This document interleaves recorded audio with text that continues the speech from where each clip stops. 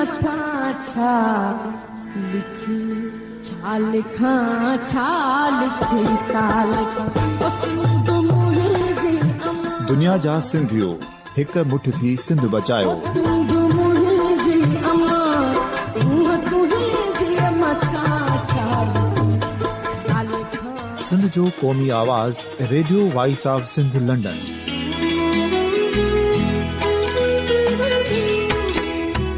Radio voice of Sindh London पंहिंजी नशरियात में सिंध जी सियासत, समाज, इक़्तिसादियात, तारीख़, क़ौमी उमंगुनि ऐं अख़लाक़ियात मुतलिक़ सिंध जी हक़ीक़ी तर्जुमानी कंदे प्रोग्रामनि खे असराइतो बणाइण लाइ सिंध जे घण घुरनि ऐं धरतीअ सां प्यार कंदड़ अदीबनि, दानिशवरनि, सहाफ़ियुनि, उस्तादनि, वकीलनि ऐं हर तबिके जे मानवारनि सजणनि खे सिंध में शऊरी इनकलाब लाइ सहकार जो सॾु ॾियूं था।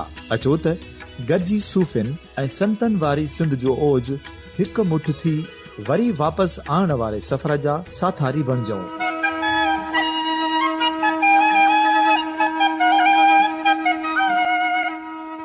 हिकु नए सुबुह जी शुरूआत जो पड़ाॾो घर घर, ॻोठ ॻोठ ऐं शहर शहर ताईं पहुचायो। शाल सिंध आबाद ऐं ख़ुशहाल थिए, सिंधी माण्हू सुखियो ऐं सताबो थिए।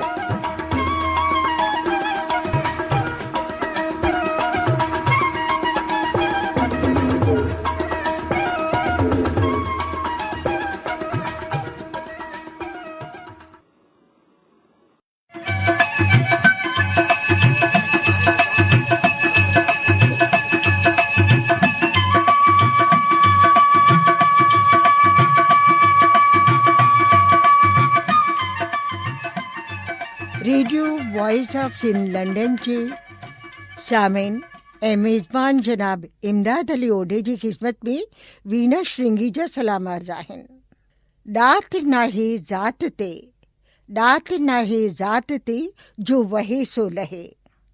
इंसान महिनत ऐं लगन सां पंहिंजी मंज़िल माणे सघे थो।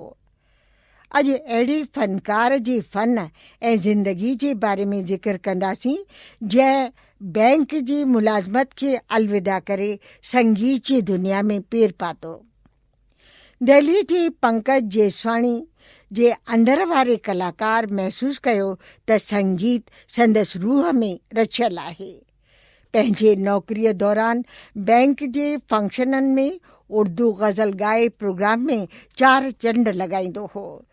सिंधी हुअण जे नाते हुन सिंधीअ में न बल्कि हिंदी ऐं उर्दू गज़ल सां जेके आहे प्रोग्राम उन्हनि सां शुरूआत कई ऐं संगीत जी दुनिया में इन तरह उन पेर पातो ऐं बाक़ाइदे संगीत जी शिक्षा जेका आहे Pankaj Jeswani classical vocal music 6 सालनि जो कोर्स उन कयो जंहिंमें खेसि टॉप पोजीशन हासिल थी। गंधर्व महाविद्यालय में संगीत जी शिक्षा वरिती ऐं उन जी टॉप पोजीशन हासिल करण ते खेसि साहित्य कला परिषद ऐं गंधर्व महाविद्यालय इन कामयाबी लाइ अवॉर्ड सां बि नवाज़ियो। फिल्मुनि, सीरियल ऐं टेलीफिल्मुनि लाइ म्यूज़िक बि कंपोज़ कयो ऐं ॻातो बि आहे। संदसि हिंदी, सिंधी, पंजाबी में म्यूज़िक एल्बम पिणु मार्केट में अची चुका आहिनि। हिंदी ऐं उर्दू संगीत जे खेत्र में पेर पाइण तरफ़ संदसि लाड़ो कीअं थियो ऐं कहिड़ो कलाम स्टेज ते पहिरीं ॻातो दिलचस्प स्टोरी आहे। ऑल इंडिया रेडियो जे भरिसां पार्लियामेंट स्ट्रीट ते बैंक आहे नेशनल ऐं ॾियारी जे ॾिण जे सिलसिले में यूरोप मां मुंहिंजे वॾे भाउ अशोक असां भेनरुनि जे लाइ ख़र्ची मोकिलियो हुई। मां बैंक मां डॉलर वठणु वियसि। उते पंकज जेसवाणी सां मुलाक़ात थी। हुन बैंक जी फॉर्मेलिटीज़ पूरी करण में मुंहिंजी मदद कई। ईअं हिकु बैंक एम्प्लॉई तौरु हुन सां मुंहिंजी पहिरीं वाक़फ़ियत थी। बाद में दिल्ली जे म्यूज़िक डायरेक्टर ॻाईंदड़ फ़नकार कान मोतियार हुन खे मारवी जे आलमी शाह लतीफ़ कॉन्फ्रेंस में शाह जो कलाम ॻारायो। पंकज शाह साईं जो कलाम निंड न कर तूं निमाणी तमामु सुठे अंदाज़ ऐं सही तलफ़ुज़ सां ॻातो। बाद में मारवी जे कई प्रोग्रामनि में हुन शिरकत कई। पंकज जी, असीं चाहींदासीं त तव्हां बाजे ते कुझु जेको आहे जीअं चालीहो हली रहियो आहे, अव्हां जेको आहे गीत ॿुधायो, को लाल साईं जो भॼन ॿुधायो। ऐं मूंखे ॼाण आहे त असां वटि रिकॉर्डिंग जो बंदोबस्तु म्यूज़िक जो कान्हे को, पर तव्हांजो हिकिड़ो जेको आहे सो मूं वटि रिकॉर्ड बि आहे, उहो मां उन में बि शामिलु कंदसि। पर पहिरीं तव्हां बाजे ते हिकिड़ो संगीत जो सिलसिलो जेको आहे सो इहो शुरू कंदा, ऐं ख़ासि करे जीअं चालीहे जो मौक़ो आहे, मुंहिंजी ॿेड़ी अथई विच सीर में पलव पायां थी मां जिंद पीर ते। नमस्कार वीना श्रृंगी जी, सभ खां पहले मां तव्हांखे धन्यवाद कयां त तव्हां मूंखे हिन इंटरव्यू लाइ सिलेक्ट कयो आहे, त मुंहिंजी बि ॿ ॻाल्हियूं ॿ गीत साम्हूं अचनि ऐं जनता आवाम उनखे ॿुधे। सभिनि सामाइन खे मुंहिंजी तरफ़ां यानी पंकज जसवानी जी तरफ़ां नमस्कार ऐं झूलेलाल चालीहे जूं लख लख वाधायूं।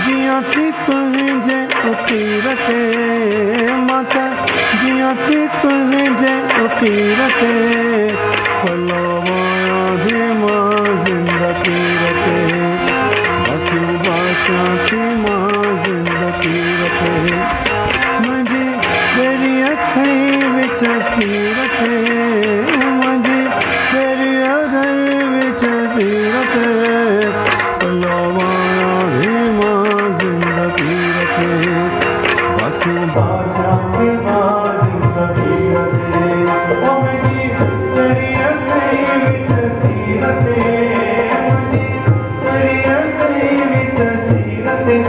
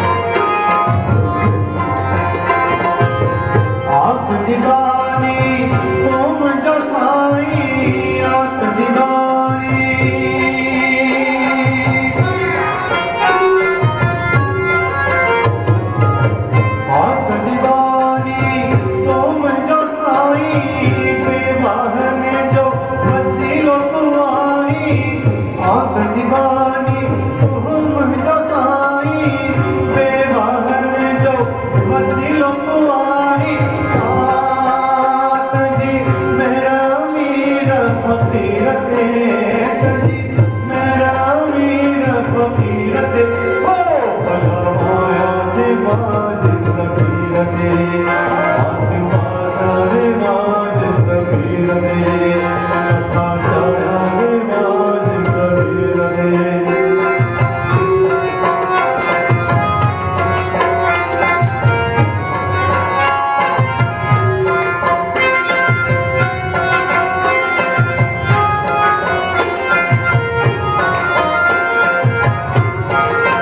राजचवेरिया आसम विजी राजचवेरिया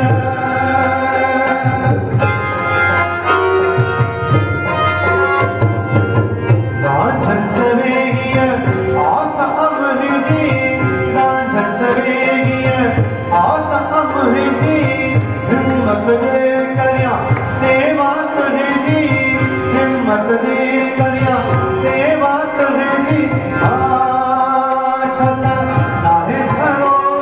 शरीर ते छत नाहे भरोसो शरीर ते हो भलवाया दे माजे तकदीर ते आसियों पासिया दे माजे तकदीर ते कथा पाया दे माजे तकदीर ते गुल चढ़ा दे माजे तकदीर ते सिसा चढ़ा दे माजे तकदीर ते पंकज जेसवाणी गज़ल बि ॻाता आहिनि त भॼन बि ॻाता आहिनि। इन खां अलावा पंजाबी राजस्थानी गीत बि ॻाता आहिनि। पुराणियुनि फिल्मुनि जा मंच ते गीत बि ॻाता आहिनि। हाज़रीन खेसि ख़ूब दाद ॾिनो आहे। म्यूज़िक डायरेक्टर जी हैसियत में केतिरियूं कंपोज़िशन तयारु कयूं आहिनि। इन खां अलावा NCRT में म्यूज़िक डायरेक्टर तौर बि पंकज जेसवाणी कमु करे चुका आहिनि। National council for promotion of Sindhi language जेका HRD मिनिस्ट्री जी विंग आहे उन में सिंधी एडवाइज़री बोर्ड जा सलाहकार जेका हुई उन जा मेंबर बि रही चुका आहिनि। दिल्ली सिंधी एकेडमी जे सिंधी सलाहकार बोर्ड ते पिणु कमु करे चुका आहिनि ऐं कल्चरल लाइ पंहिंजूं बेलाग सेवाऊं बि ॾिनियूं आहिनि। फिल्म इंडस्ट्री जे मायानाज़ कलाकारनि सां बि मंच ते पंहिंजी आवाज़ जो जादू जॻायो आहे, जहिड़ो कि उस्ताद गुलाम अली, भजन सम्राट अनूप जलोटा, पंकज उदास, शान, रविंद्र जैन, हरि हरन, भूपेंद्र मैथाली ऐं ॿिया केतिरा कलाकार जेके आहिनि से क़ौमी सतह वारा शामिल आहिनि। जीअं मां प्रोग्राम जे शुरूअ में चई चुकी आहियां त ॾात नाहे ज़ात ते जो वही सो लहे, ॾात नाहे ज़ात ते जो वही सो लहे। पंकज जेसवाणीअ महिनत ऐं लगन सां पंहिंजी अहम जाइ जोड़ी आहे। ॻाल्हाइण में सॉफ्ट स्पोकन ऐं निवड़त ऐं न्याज़ संदसि वॾी ख़ूबी आहे। शाह लतीफ़ ऐं ॿियनि सूफ़ी शाइरनि जा कलाम बि हुन ॻाता आहिनि। नारायण श्याम जा गज़ल बि दिलि सां ॻाता आहिनि। अचो त संगीत जे सफ़र जे बारे में खांसि ॼाण हासिलु कयूं। सिंध जे कहिड़े शहर सां संदसि वास्तो हो ऐं उन जा वॾा किथां जा हुआ, हिते अची पहिरीं किथे उहो सेटल थियो। Pankaj Jeswani radio voice of Sindh London जे लाइ जेको असां ॾियारी जो प्रोग्राम कयो हो उन में बि दादा दुखाइल जी रचना पंहिंजे आवाज़ में पेश कई हुई। पंकज जी, अव्हां जी हिन संगीत महफ़िल में असीं आजियां कयूं था, पंहिंजे तरफ़ां, पंहिंजे ॿुधंदड़नि तरफ़ां ऐं मेज़बान तरफ़ां। नारायण श्याम फरमायो आहे, पहुतासीं कहिड़े माग वञी छा पुछी कंदे, पहुतासीं कहिड़े माग वञी छा कंदे पुछी, हा ॾिस त हिन सफ़र में लंघियासीं किथां किथां। अव्हां पंहिंजे ज़बानी पंहिंजा के हसीन ऐं दिलकश पल जेके आहिनि असांजे सामईन सां वंडींदा त अव्हांजी महिरबानी थींदी। ऐं हा, जीअं मूं इहो बि चयो त तव्हां मारवी जे प्लेटफॉर्म ते शाह लतीफ़ जो जेको आहे निंड न कर तूं निमाणी गीत ॻातो हो, उहो बि तव्हांजे ज़बानी अॼु जेके आवाज़ में ॿुधणु चाहींदासीं। अव्हांजी आजी आहे। मुंहिंजो संगीत जो सफ़र त लॻभॻि बचपन खां ई शुरू हुयो। पहले मां हिंदी में, गज़लुनि में, क्लासिकल शास्त्रीय संगीत में खोर प्रोग्राम कंदो हुयुमि ऐं उहो ई कंदो हुयुमि। मगर मां तव्हां सां मिलियुमि, मूंखे यादि आहे हिकु बैंक में लॻभॻि 86 में तव्हां सां मुलाक़ात थी, तव्हां सां परिचय थियो त तव्हां रेडियो ते सिंधी भाषा लाइ कमु था कयो, त तव्हां मूंखे इंस्पायर बि कयो ऐं मूंखे तव्हां मोकिलियो बि त मां बि कुझु सिंधी में सिखां ऐं सिंधी में ॻायां। तव्हां मूंखे इंस्पायर बि कयो, प्रोत्साहित बि कयो। तॾहिं खां मां सिंधी में बि हाणे प्रोग्राम कंदो आहियां ऐं खोर प्रोग्राम कंदो आहियां। मां इन सिंधी जे प्रोग्राम करण लाइ पहले बैंकॉक वियुमि, दुबई वियुमि, पोइ मां रशिया 2-3 दफ़ा वियो आहियां ऐं अमेरिका, हाणे हींअर मां अमेरिका थी आयो आहियां। उते मां खोर सिंधी प्रोग्राम बि कया। साधू वासवानी मिशन में बि उते प्रोग्राम कया ऐं उते काफ़ी सिंधी टिकाणा ऐं मंदर आहिनि। वियो त हुउमि मां, मूंखे साहित्य गौरव, अंतर्राष्ट्रीय साहित्य गौरव अवॉर्ड 2016 उते मिलियो मूंखे अमेरिका, न्यूयॉर्क में। पर मां उते सिंधी प्रोग्राम खोर कया। रशिया में बि मां 2-3 दफ़ा चेटीचंड जा प्रोग्राम बि करे आयो आहियां ऐं गज़लुनि जा पंहिंजा प्रोग्राम करे आयो आहियां। बैंकॉक में बि चेटीचंड जा प्रोग्राम, इंडोनेशिया में, ऑस्ट्रेलिया बि वियुमि मां, पेरिस में बि करे आयो आहियां। त तव्हांजे आशीर्वाद सां, तव्हांजी दुआउनि सां सिंधी में काफ़ी मां कमु कयो।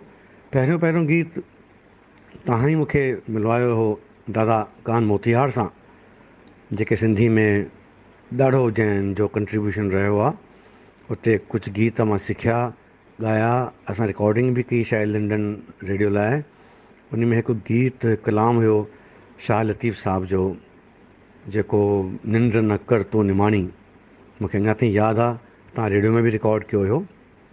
मां कोशिशि कयां थो तव्हांखे ॻाए करे ॿुधायां बि। त हीउ सफ़र हलंदो रहियो। 87-88 खां पोइ खोर प्रोग्राम मिलिया। पोइ मां मिनिस्ट्री ऑफ HRD में, नेशनल काउंसिल जेका सिंधी जी आहे, NCPSL, मां 3 साल मेंबर रहियुमि उते। पोइ मां सिंधी एकेडमी में काफ़ी साल मेंबर रहियुमि, एग्ज़ीक्यूटिव में। पोइ संदसि ॿीहर मूंखे HRD मिनिस्ट्री में 3 सालनि खां बोर्ड मेंबर नियुक्त कयो वियो। एग्ज़ीक्यूटिव बोर्ड मेंबर मूंखे ठाहियऊं ॿीहर HRD मिनिस्ट्री में, NCPSL में, सिंधी काउंसिल में। उन दौरान बि मां काफ़ी प्रोग्राम कया, सिंधी एकेडमी जा प्रोग्राम कया, दिल्ली सरकार जा प्रोग्राम कया, गवर्नमेंट ऑफ इंडिया जा सिंधी में प्रोग्राम कया। हिकु दफ़ो मां तव्हां सां साण ई वियो हुउमि लेह लद्दाख में, सिंधु दर्शन फेस्टिवल में। उते मूंखे 2 गीत ॻाइण जा मौक़ा मिलिया।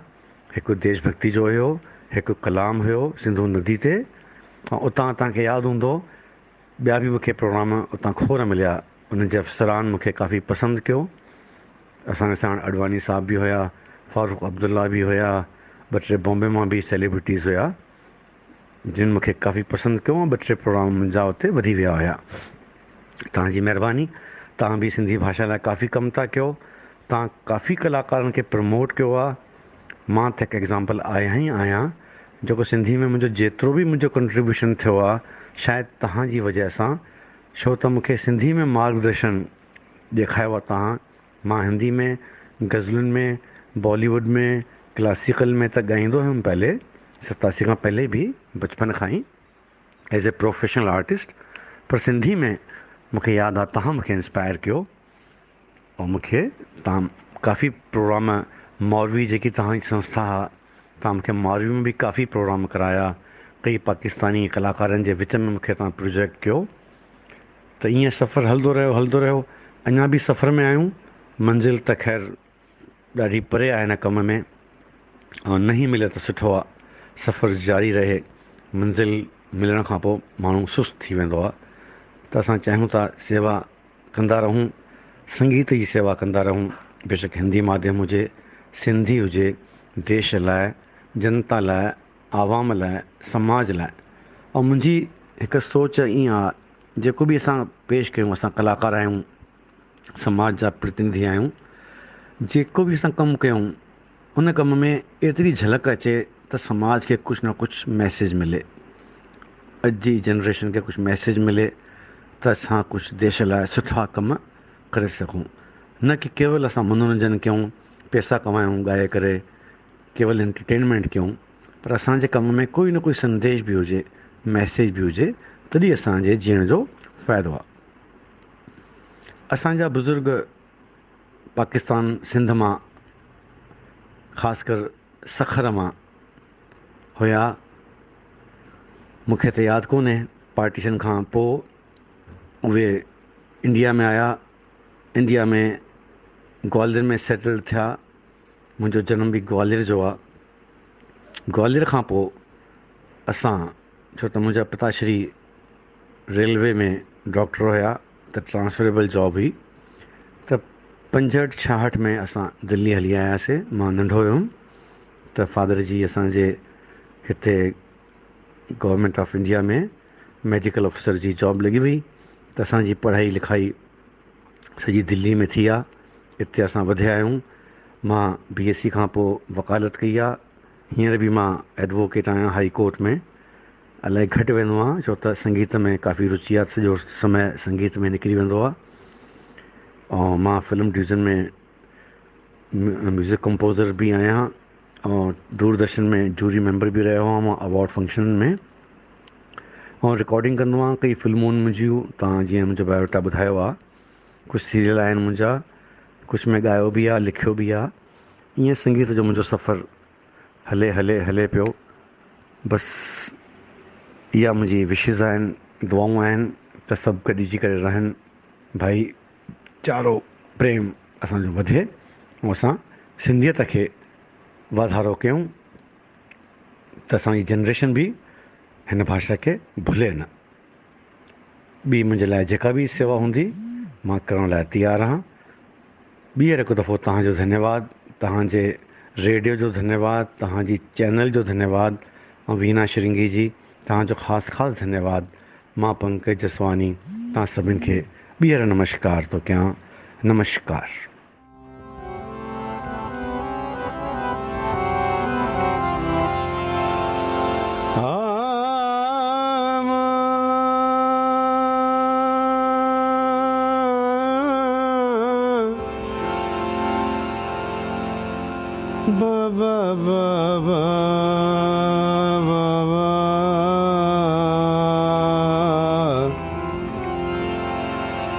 शाह लतीफ़ साहब जो कलाम जेको मां पहिरियों ॻातो हुयो 1987 में,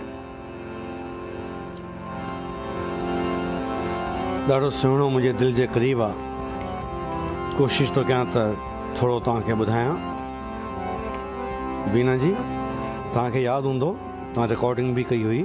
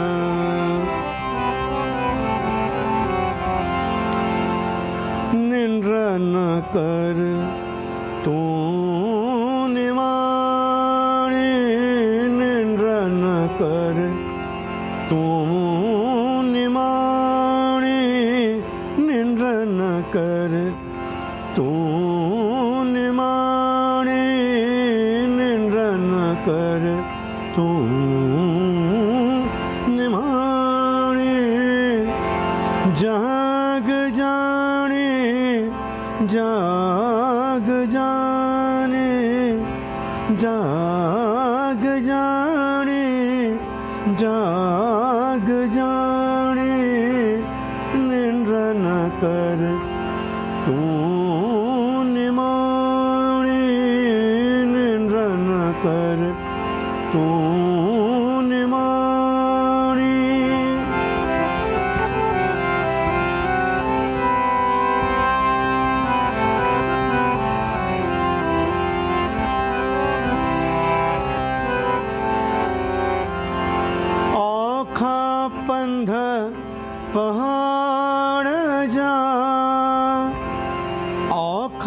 पंध पहाड़ जा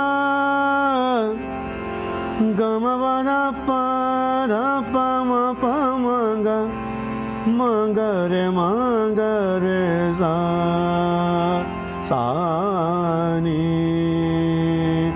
निरगरे मग गमद पम गमगरे सा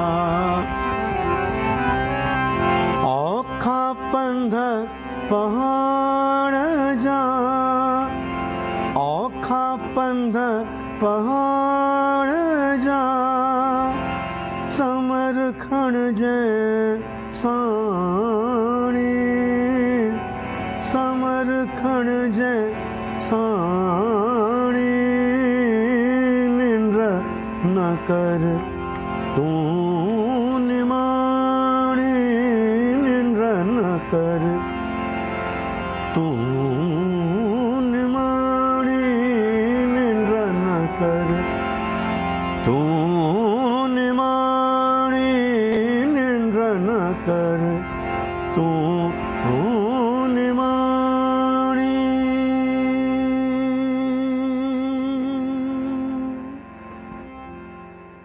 पंकज जी तव्हांजी वॾी वॾी महिरबानी ऐं तव्हां जेको आहे सो वक़्तु कढियो। मां पंहिंजी सामिन खे इहो ॿुधाइणु चाहींदसि त पंकज जेसवाणीअ भॼन जा आल्बम बि जेको आहे हुनजो निकितल आहे 1999 में। उन वक़्त जी वज़ीर आज़म श्री राजीव गांधीअ उहो रिलीज़ कयो हो आल्बम। भारत जे अलॻि अलॻि शहरनि ऐं विलायत में बि पंहिंजे आवाज़ जो जादू जॻाए चुका आहिनि, जहिड़ो कि London, Paris, Australia, Russia, Indonesia, Singapore, Dubai, Bangkok ऐं ॿियनि मुल्कनि में बि संगीत महफ़िलूं सजायूं आहिनि। दूरदर्शन जे अवॉर्ड कमेटी जा जूरी मेंबर बि रही चुका आहिनि। शाइर अर्जुन चावला पंहिंजे धरती खे यादि कंदे फरमायो आहे, से जज़्बात हिते प्रोग्राम ख़तमु करण खां पहिरीं ज़रूरु पेश करणु चाहींदसि ऐं पोइ अव्हांजे ख़िदमत में पंकज जी आवाज़ में हिकिड़ो कलाम बि पेश कंदासीं।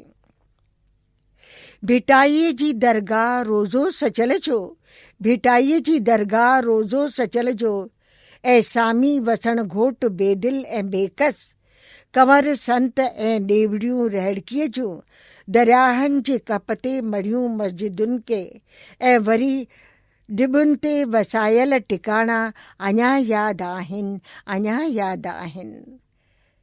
Radio voice of Sindh London जे सामीन सां वरी अव्हां सां मुलाक़ात थींदी ईंदड़ प्रोग्राम में। ऐं हींअर वीना श्रृंगी खे इजाज़त ॾींदा मोकिलाणी नाही, साथ सलामत।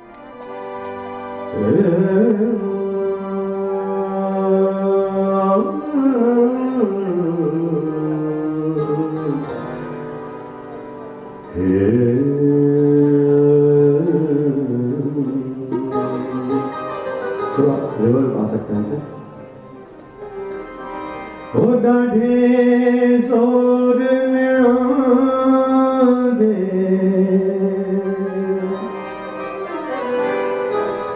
जोर दे झटके जोर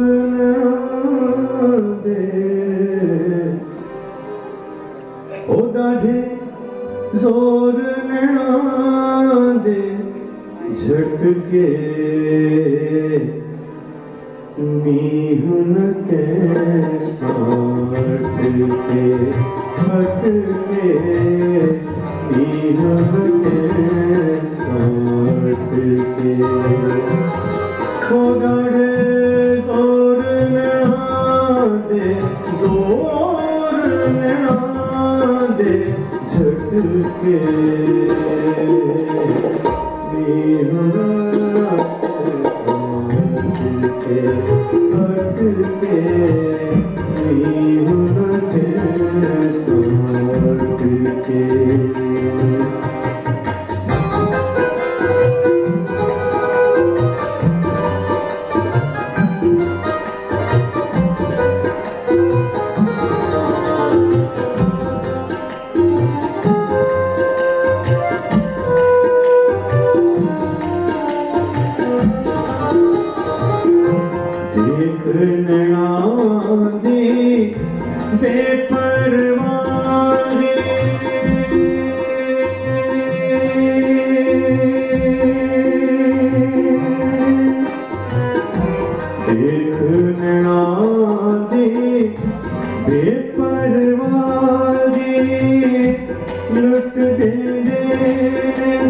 अमीरी शाही देखने आदी बेपरवाही लुट देंदे अमीरी शाही खान मास यतीमां दे फट के मास यतीमां दे फट के मीनू न कैसा फट के मीनू न कैसा फट के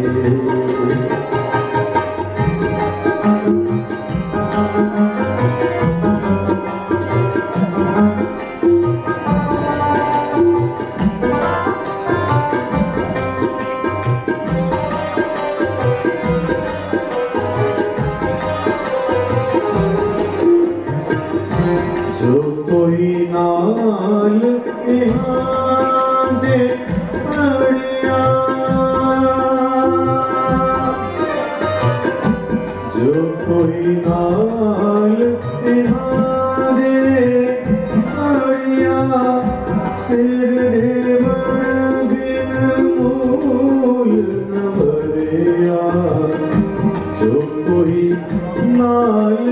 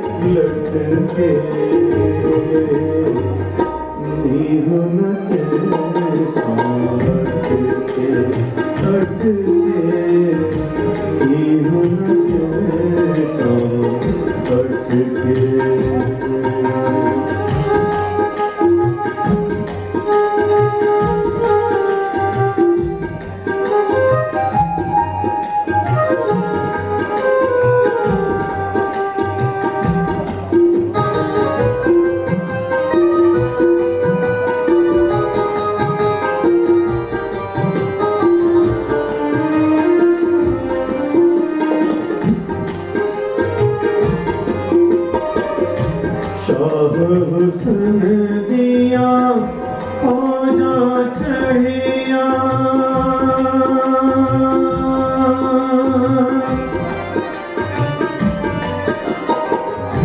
शाह हुस्न दिया आजा चढ़िया कातिल नदी कढ़ के खड़िया शाह हुस्न दिया आजा चढ़िया कातिल नदी कढ़ के खड़िया पैर पीछे नहीं हटके पैर पीछे नहीं हटके नीम न कैसा अटके नीम न कैसा अटके जोर नड़ा दे जोर नड़ा दे झटके नीम न कैसा अटके अटके नीम न कैसा अटके अटके नीम न कैसा अटके अटके नीम न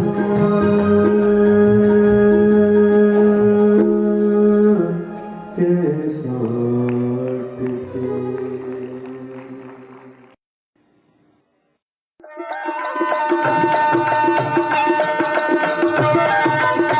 दुनिया जो पहिरियों Sindhi web radio voice of Sindh London पंहिंजी नशरियात में सिंधी कम्युनिटीअ जो क़ौमी समाजी ऐं सक़ाफ़ती तर्जुमान जी हैसियत में कमु करे रहियो आहे। मुख़्तलिफ़ प्रोग्राम ऐं लोक मौसीक़ी वसीले दुनिया जे सिंधियुनि खे हिक लड़ीअ में पोइण जी कोशिश करे रहियो आहे। Radio voice of Sindh London खे सिंधी वॾे अंग में ॿुधी रहिया आहिनि। रेडियो खे अञा वधीक बहितर प्रोग्रामनि में मुस्तक़िल बुनियादनि ते हलाइण लाइ सिंधी कम्युनिटी पारां माली सहकार जी ज़रूरत आहे। सिंधियुनि जो क़ौमी आवाज़ radio voice of Sindh London कारोबारी न पर निज सिंधी कम्युनिटी बेस्ड रेडियो आहे। माली सहकार लाइ बैंक अकाउंट जा तफ़सील रेडियो जी वेबसाइट ते मौजूद आहिनि।